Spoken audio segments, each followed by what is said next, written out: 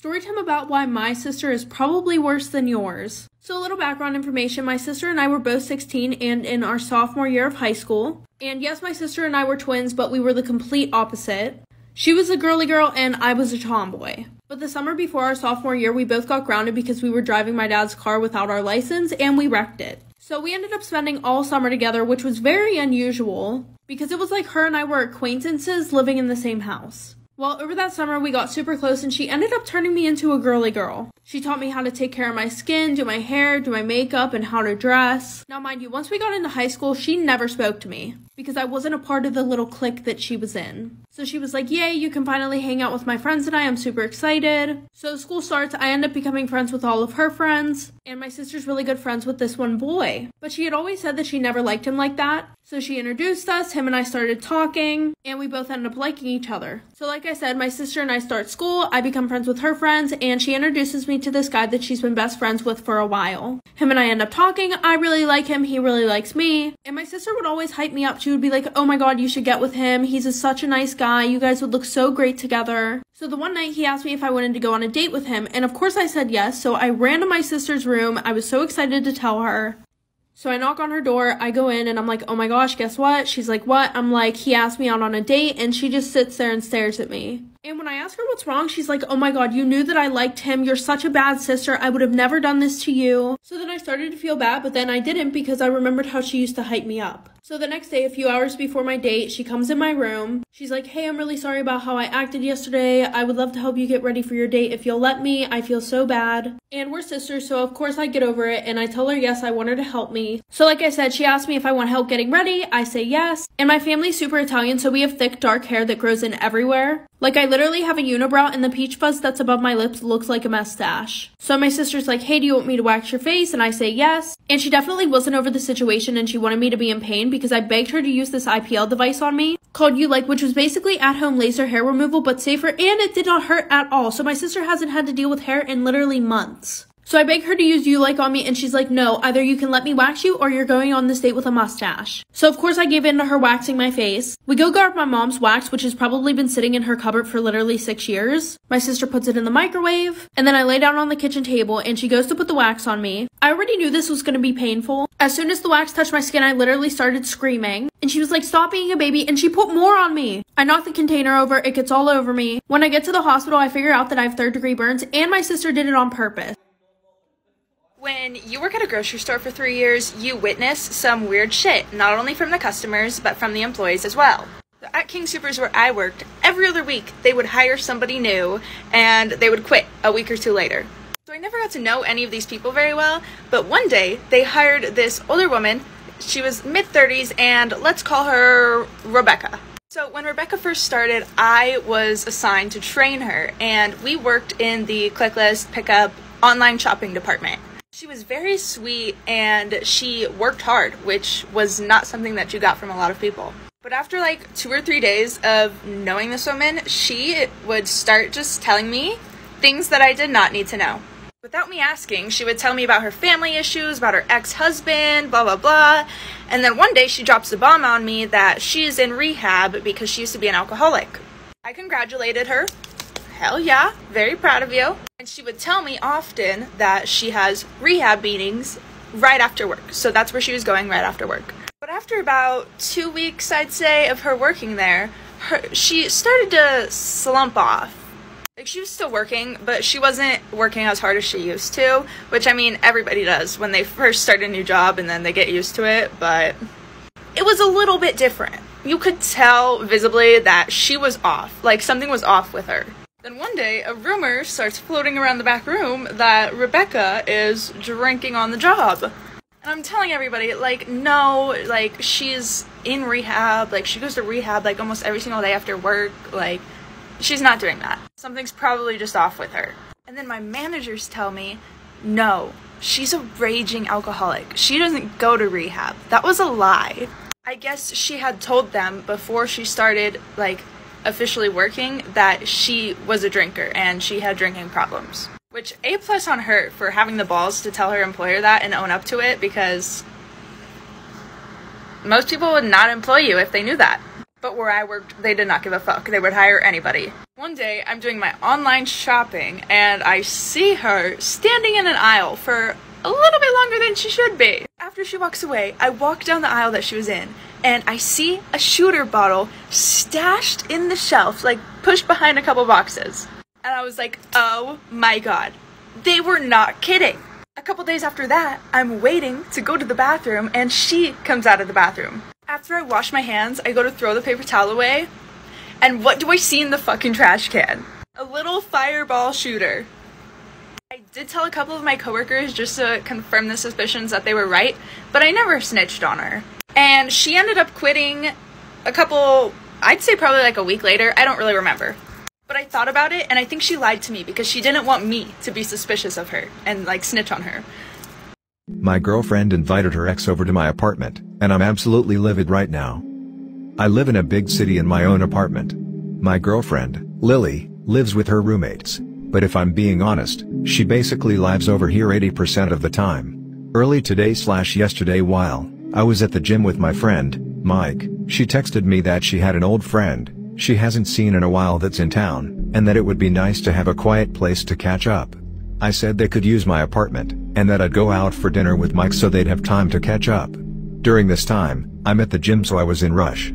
I didn't ask who she was inviting over at. Well, apparently, I should, as the old friend she was apparently catching up with alone in my apartment was her only ex-boyfriend Kyle. Around 30-ish minutes after this conversation, I get a text from her saying they're at the apartment. I just said bed and continued with my friend.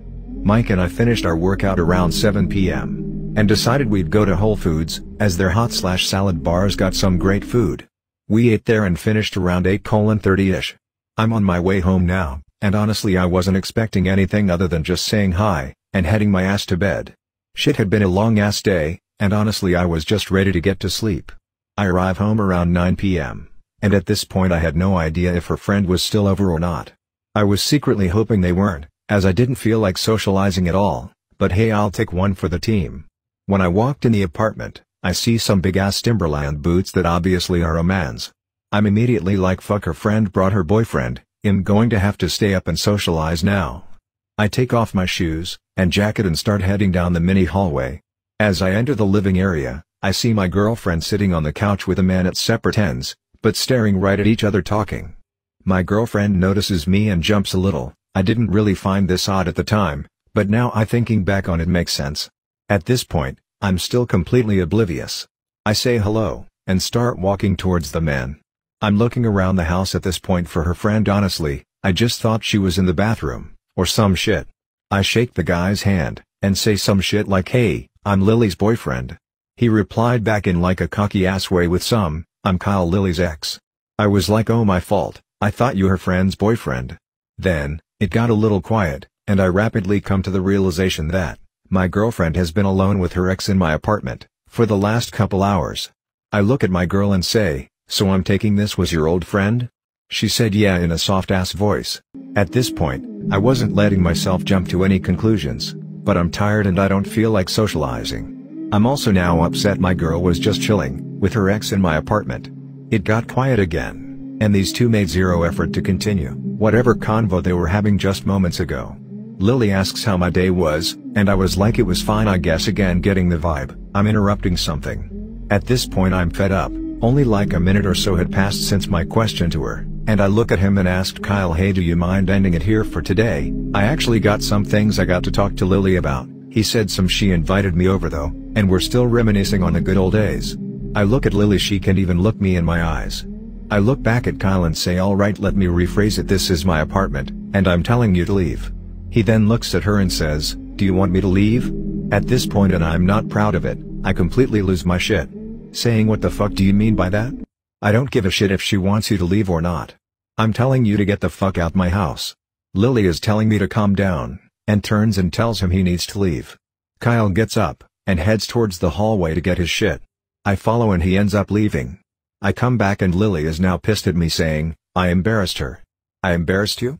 She then goes on about how my reaction is totally uncalled for, as she told me he was coming over, and asked. I was like, no Lily, you said a fucking friend was coming over. A fucking friend? Not once, you mentioned this friend was a male, much less your fucking ex. She then says my reaction was bullshit and that I acted like an ass. I tell her you were with your fucking ex in my apartment. Do you not understand how much of a fuck you that comes across as? I then asked why the fuck you all were meeting in the first place, and she tells me he's going through rough times and needs someone to lean on. And that she just wanted to be there for him as he's a nice person, and that by hanging with him in my apartment it shows nothing shady is going on. I explain how that is bullshit, and that if my ex started having issues, and I was the one comforting her she would be pissed. She was like no she'd understand, because she has empathy. I was like that's bullshit Lily, you got pissed at me at the gym cause I smiled when a girl complimented my form when lifting. She then was like she's done talking, and stormed out. I didn't say anything, I didn't chase, I haven't reached out. I just sat on the couch, and thought about what the fuck just happened. I then called my father, who gave me some great advice. She then texted me these 2 hours ago. Can we talk? I'm sorry for not telling you it was my ex that I was inviting over. I don't want you to get the wrong idea nothing happened. Nothing is going to happen. I love you. He messaged me out of the blue, he needed someone to talk to. I didn't think that much of it. I'm sorry for deceiving you, that sounds like BS right? I didn't think much of it then followed by sorry for deceiving you like obviously you did think about it, or you would have been truthful. I wanted to talk to him at your place, because I didn't want you to assume something else was going on. Please talk to me I love you. Obliviously if she sees this she'll know I'm talking about us, but she doesn't use Reddit. I haven't responded yet, I'm leaning towards wanting to break things up with her, after talking about all this with my pops. Not for her talking him but for how I felt in the moment it all was happening. It's a huge red flag for me that she said old fiend instead of ex. I still don't get it. I'm the moment of me getting visibly upset. With her ex she didn't take my side once. When I was nice before, I even recognized him. It felt like I was the odd man out. I just felt like she doesn't respect me. Not on some 1950s shit where the woman has to respect the man. But if the roles were reversed, and I was with my ex at her house, I would have backed my girl when she was getting mad. I would have called my ex out for talking cocky to my girl act. I'm still very pissed, so I don't think I should be talking to her right now. It's currently around 3 AM. Honestly I'm just fucking tired if I'm pissed. Update. Last night was a fucking stress storm for me to be honest. I couldn't believe what the fuck had just happened. As y'all can guess from my post, I live alone so there wasn't anyone at my crib that I could talk to, so I decided to call the one man that's had my back since day one. My pops. As many have messaged me, and many have commented, I will go into detail on what exactly our phone call entailed. First I'm gonna go back to when it originally happened, so that it makes more sense. Also when reading back my thoughts from last night it was clear, I was rushing at the end, and honestly just fed up with everything at that point, so I skipped a lot of details. Okay, to start, Lily had just stormed out of my apartment at this point, when I called her out that she wouldn't be fucking okay with me meeting with my ex cause they needed someone to lean on. Like I said before, I didn't call out, text, or follow her. At this point I am fucking furious, and I can't believe what the fuck just happened. I take a seat on the couch and try breathing exercises. I am trying to calm down, but it's no use cause I keep remembering Kyle asking, do you want me to leave? To my girlfriend. I didn't really elaborate on this beforehand, but that shit fucking sent me to another world, and I was absolutely about to lose my shit to the max. I just kept telling myself it's not worth it, it's not worth it, it's not worth it. At this point all I want to do is beat Kyle's ass, and all my methods for calming down were failing at this point. I just said fuck it and picked up my phone, and said Siri call old man. I honestly didn't know what I was going to say at this point, but I knew, if there was one person who could get through to me it would be my pops. Now I don't remember the exact dialogue that exactly went down, but I'm going to try my best to be as accurate as possible. Phone dialing. Dad picks up and says, I seen it already. Vooch dropped 43 on the ass. I started laughing a bit and say it's not about that, Dad. I just go into a huge fucking fight with Lily, Dad. I'm really fucking pissed, Dad. I don't want to do anything stupid. Whoa okay, where are you right now? Are you with her? Are you guys okay? Dad, I'm at the crib right now, and she just stormed out. Yes, I am chilling, I just don't know what to, me. My husband swears he won't cheat again. I believed him, but now I'm not so sure. My ex, who we'll call Mike, hate Mike, and I were together since we were 14 and got married at 22. Wow. We have 2 kids together, 15 female and 11 male. My ex's work takes him all over the country for a week every quarter. And on one of those trips, guess what he did, Sam? What did he do? He bought gifts for the family. Just kidding. He hooked up with one of his coworkers. I never thought he could do something like that because our relationship was really solid. He confessed immediately after he got home. I actually would have never found out if he didn't. He begged me for forgiveness and said that he still loved me and it was a lapse in judgment, but he said he would understand if I wanted a divorce, which is what eventually happened. It was very amicable and he actually gave me more than I expected: house, child support, alimony, etc. It was a slow process, but over the years, we became friends again and have a very good co-parenting dynamic. Mike's a great father and the kids still love him. I got married 3 years after and Mike was very supportive. That is good. Now, I divorced my second husband 2 years ago. This was because he changed his mind on kids. I wanted one last baby. Now, since the lockdown, Mike has been over frequently. And at this point, our relationship is so good that we don't need to enforce any of the set visits and things like that. Well, things have been getting hot and steamy between us. Tell OP. But this has been going down between us for the last few months, and then we started doing it. I'm a woman with needs too, and to be very honest with you guys, he's still the best guy I've been with after all these years. It's like our bodies were made for each other. He's always joked that we were prime Pippen and Jordan in a sack, and it felt like we were back 10 years ago when we were still together. Just a few hours ago, Big Mike brought up the idea of us getting back together. Big Mike. He gave me the most genuine speech about how stupid he was the night he cheated and how he had never stopped loving me in the past 10 years. I was speechless and couldn't say anything, so he just gave me his usual toothy smile and said, "It's okay. I'll wait before driving home." My man is smooth. Yo. Now I'm lying here in bed typing this out. Yeah, she is. I would be lying to you guys if I said I didn't love him. I'd be lying if I said the last few months weren't the happiest I'd been in years. And I'd be lying if I said I never forgave him for cheating. If I had to decide right now, I'd jump out of bed, drive to his house, and bring his flaps home. It's taking all my willpower not to do so.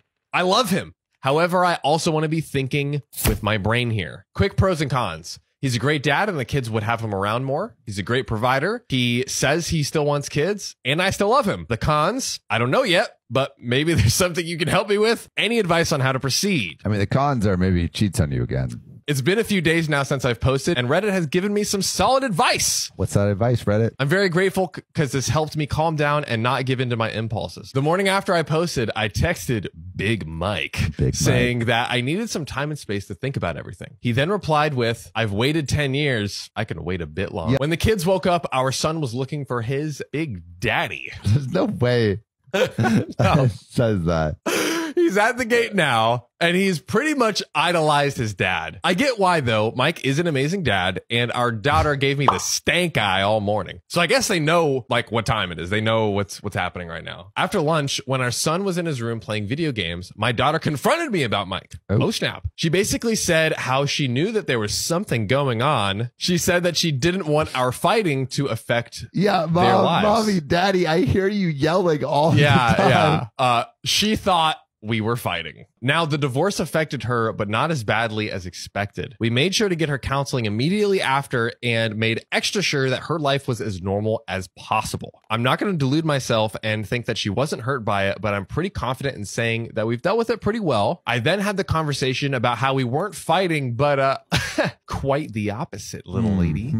We were thinking about getting back together. Oh. She thought about it for a while and said that she was happy for us and hoped it was forever this time. Aww. The next day, I dropped my kids off at my parents' house so I could talk to Mike at his place. We had a long talk about how we felt and about each other, what we planned to do about it going forward, and what he planned to do next time we hit a rough patch, especially since we plan on having a third kid. He told me that night he cheated still haunted him 10 years later. He told me how it wasn't worth it one bit and how it was the biggest mistake of his life. He said if he ever hit a rough patch again, we would talk about it like adults. We even suggested we do couples counseling every now and then, even when times are good. I like this idea. There are some details about the conversation that I want to keep private, but long story short, we got back together. We're going to take it slow. And in every step we take, we both agreed that our children would take priority over everything. He's not going to move in yet, but he would spend a few nights a week with us at home. Later that night, we sat the kids down and broke the news. Daughter didn't say much because she already knew, but our son was over the moon. Yeah, I'm sure. He's like, oh, my parents are getting back together. Very nice. Since we divorced when he was a baby, the concept of both of his parents being together is still quite new to him. They obviously asked questions and we answered them. We're also planning on doing family counseling to make the transition easier for everybody. Overall, I'm really happy right now. Mike made a mistake 10 years ago, but I don't hold it against him and I've completely forgiven him for it. I know he loves me now and won't cheat on me anymore. I'm back together now with the love of my life, the father of my kids. Wow.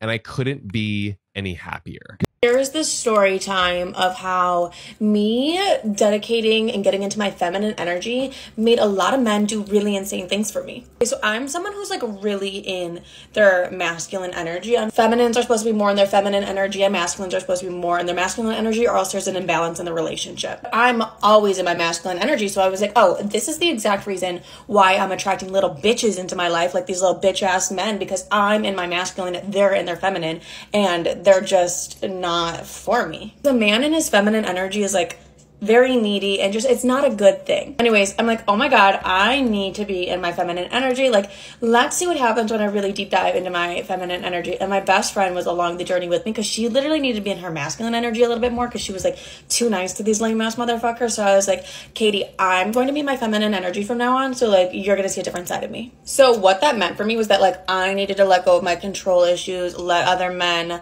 plan things or whatever, and just like kind of be a little bit more relaxing, go with the flow, let people do things for me, and like accept instead of give. So a couple weeks go by of me and my feminine energy, and it's now Valentine's Day. Valentine's Day rolls around, and we're gonna call this man in my life Brad. So my best friend Katie and I went to dinner for Valentine's Day, like she was my Valentine. We sit down at this dinner, and the waiter comes up to us and is like, hi ladies, Brad sent you over a bottle of champagne. He wants to say happy Valentine's Day to you girls and that he's sorry he can't be celebrating with you. I'm like, look at my best friend and I'm like, bitch, I fucking told you this shit would start happening once I decided to get in my feminine energy. Like, I'm just attracting those kind of men that are like, I'm sending you a bottle of champagne, bitch, like you and your best friend. And then my best friend gets a text. Let's call this guy Chad. My best friend gets a text from Chad and it's like, after you girls are done with dinner, like come meet me for drinks and like oysters and stuff, because we love oysters. And I'm like, the universe is rewarding us because me and my best friend are spiritual baddies. And I'm like, the universe is fucking rewarding us. This is sounding like some sugar daddy stuff, but it wasn't. It was just like guys that we were really good friends with. But my best friend and I are at this Valentine's Day dinner and we're getting bottles of champagne from Brad getting sent to us. And then like a bunch of appetizers and everything as well. Like, this is from Brad, this is from Brad. I'm like, oh my God. And then after dinner, we went and met up with Chad, and Chad was like, girls, let's get filet, let's get oysters, let's get champagne. And we're like, yeah. He's like, it's Valentine's Day, let's celebrate. I'm like, yeah, oh my God. So in our Uber home, I'm like looking at my best friend, I'm like, listen, this has to be because of my feminine energy. And she's like, Livy, like, no, it's really not. And I'm like, no, like, this is because I'm in my feminine. Like, it has to be. 2 weeks go by and my best friend and I were at dinner again with a couple of our friends. I'm like getting into the height of my feminine energy. I'm like, I'm a fucking queen and all these men are gonna do everything for me. Like in a feminine energy way. At dinner, we're having a good time and it's time for us to like get the check. Our waiter comes up to us and is like, girls, Brad paid for your dinner. Brad called and it's all on him. We were like, what the fuck, no. Like, Brad, stop it. We call him, we're like, Brad, stop this. And he's like, I love you. I'm like, we love you. I'm looking at my best friend and I'm like, it's my feminine fucking energy. And she's like, Livy, stop. So that next week, Brad planned a surprise dinner for me, my best friend, and him. And he was like, it's a surprise. Like, I'm not telling you girls. And we're like, where is it? And he's like, it's a surprise. I'm not telling you anything. I'm not telling you anything. And we're like, okay, whatever, Brad. We get in our Uber and we pull up to Nobu. We're like, no fucking way, Brad. It's like, yes, girls, I have to treat you right. And we're like, oh my. I had a conversation on the phone with one of my Bumble matches that made me sleep with a weapon in my bed for the next 2 nights because I was convinced that man was camping outside my window with the way that he was talking. So I matched with this guy on Bumble. We're having a very dry conversation and out of the blue he asked for my phone number. And I was like, really? From this conversation? Okay, sure. So I gave him my phone number because it was a bad idea and it was 2 in the morning and those things mix. And then I go brush my teeth because I want to go to sleep and all of a sudden my phone rings. And I look and it's the area code from the city we are both in. And I'm like, it could be a telemarketer. Or it could be him, and I need to know right now. So I answer, I go, hello? I hear, hello? who is this? He's like, it's Benjamin from Bumble. Listen, I know you get a lot of guys texting you for your number on Bumble, so I just wanted to call and stand out. And I'm like, okay, I can respect the money moves. So we have a pretty normal, basic conversation. All of a sudden he stops me and he goes, do you want to play a game? I'm like, are you about to tell me the call is coming from inside the house? Is this the beginning of a real life horror movie? Because this is like, what? Never ever asked me that question. I'm like, what game? He's like, do you want to rate guys on a scale of 1 to 10? I'm like, what do you mean, rating celebrities on a scale of 1 to 10? He's like, no, look up this Instagram account. So I look it up. It has 1 follower, no profile pictures, and 12 screenshots of random guys off TikTok. I'm like, Benjamin from Bumble, what is this? He's like, it's an account that me and my friend made to see what our Bumble matches types are like based off of what they rate these guys on a scale of 1 to 10. And I'm like, this is a weird amount of effort to put into something when you could just ask me what my type is. I'm like, yeah, no, I don't think I'm gonna rate them on a scale of 1 to 10 just because that's kind of gross and demeaning. He's like, but you don't know these guys. You don't know them in real life. I'm like, yeah, but kindness and common courtesy doesn't just extend to people who are in the room with you. Like, rating people on a scale of 1 to 10 is kind of gross. He gets, like, weirdly insistent that I should rate these guys on a scale of 1 to 10. So I'm like, you know what? How about I just point out the guys I find most attractive to me? He's like, fine. I'm like, number 4, number 10, number 8. He's like, okay. What about the last 2 guys?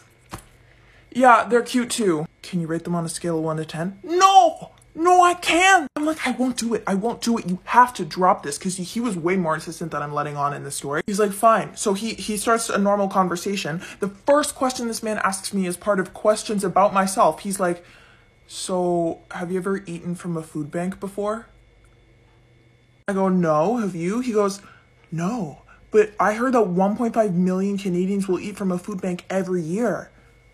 Thank you, Stats Canada. Like, wow. He's like, yeah, 1.5 million Canadians out of 36 million every year. That's like 1 in 10. My man, you're an engineer. You should know that's not 1 in 10. So we continue having a conversation that makes me want to shave off my eyebrows and scream from the rooftops until he stops me and he's like, can I ask you a question? I'm like, yeah, because that went so well last time. He's like, I will drop the whole concept of you rating guys on a scale of 1 to 10 if you just rate the last 2 guys on a scale of 1 to 10, and then I'll delete the account. Let me lick my lips before I give you the most scrumptious no of my life. Honestly, I was tempted at that point. I was like, you know what, 1, 1, 5, 10.